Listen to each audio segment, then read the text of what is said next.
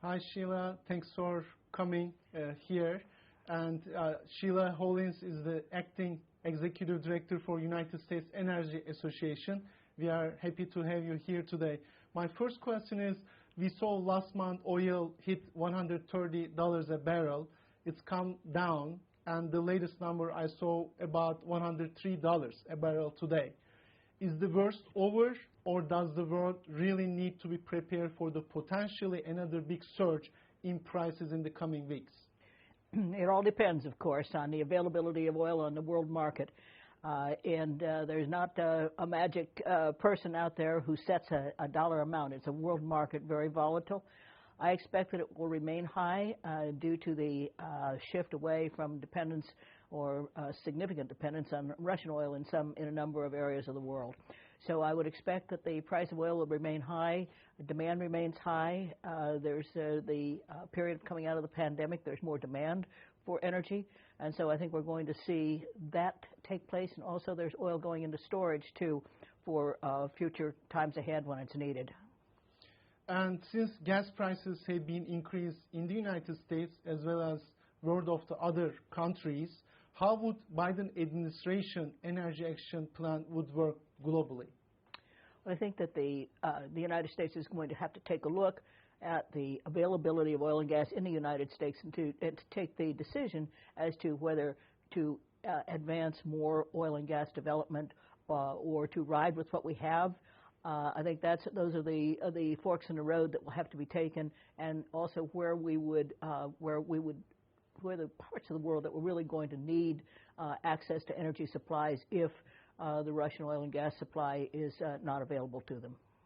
And of course, the Russian invasion in Ukraine, and how much of deterrent were the sanctions from European Union and the United States through the process? Do you expect more sanctions against Russia soon?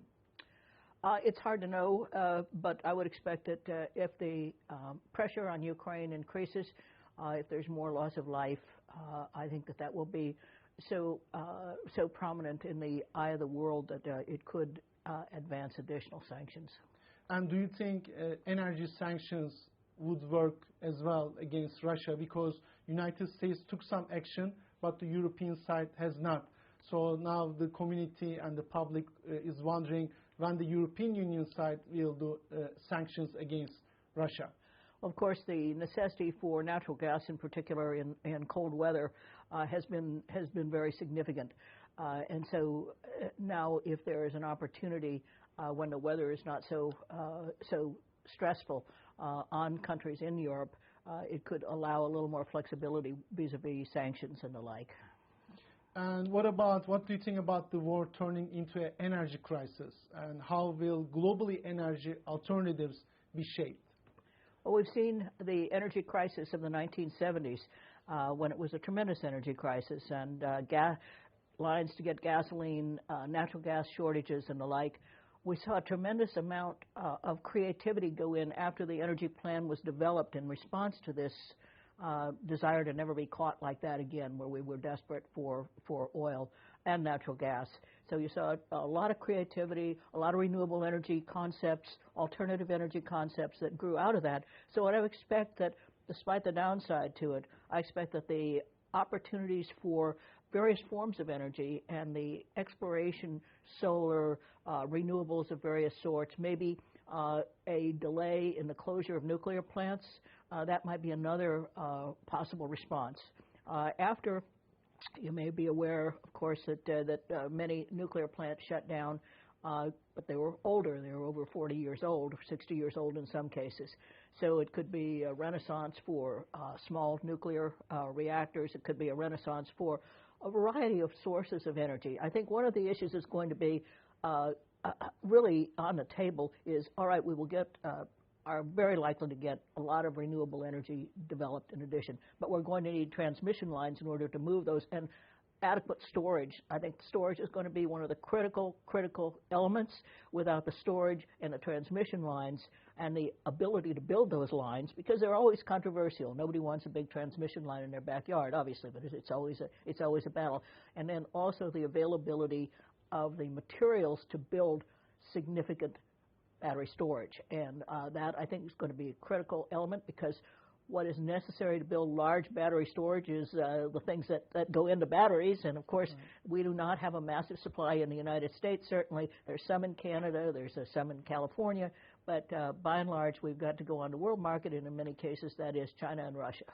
Great points. And recently, Department of Energy announced that it planned to meet half of its energy supply from the sun by 2050. Where is the United States in these goals while reducing dependency on Russia on the agenda? Well, certainly with respect to solar, there's a lot of opportunities for solar. Solar panels take up space, where you have to acquire the land in order to put the solar panels there. You have to get the materials to build the solar panels, and the materials that go into the building of solar panels will, in large part, come from China.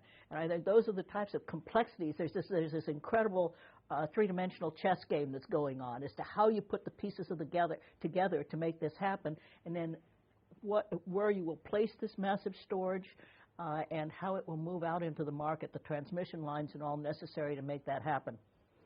And, of course, I want to come to Turkey-U.S. relationship. For the past 3 decades, Turkey and United States have increased their cooperation on energy policy, especially on LNG. What do you think, how Turkey and United States would work better and improve the relationship on the energy side? What would be your recommendations?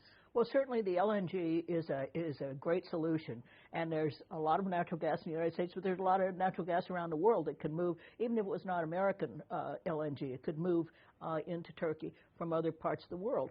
But I do believe that with respect to the technological developments, setting aside LNG for a moment, but the technological sharing of ideas, of technology, of materials that would enable the U.S. and Turkey to work much more closely together over the long haul, because both countries have an interest in it. Turkey has 100 million people, has a great demand for energy. It's growing, desire to make it cleaner, more affordable, more accessible to everyone. And I think the United States shares that and wants to support that initiative. And lastly, Sheila, your organization is leading the energy sector, especially working with the top Fortune 500 energy companies. All of them are member of your organization. Can you explain your organization mission, and how would your organization work internationally, including Turkey and Turkish organizations? Certainly. Well, the United States Energy Association is really quite unique because it's nonpartisan, non-lobbying, non-profit organization.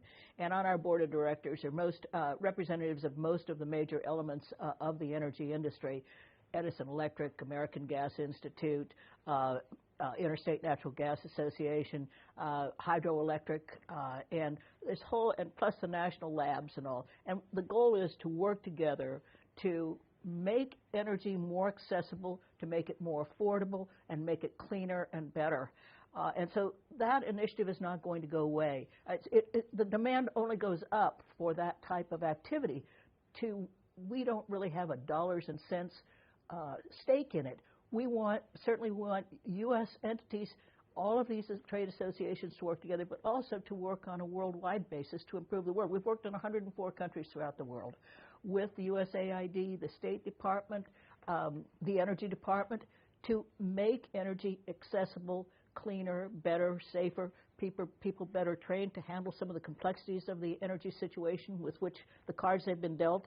After the fall of the wall, became a huge initiative for USEA, and that's really where we embarked on this journey since that time, and we're very devoted to it, and we have a very devoted staff, but we work with consultancies, with the U.S. government throughout the world to improve and make the world a better place, more accessible, affordable, clean, safer energy for the world.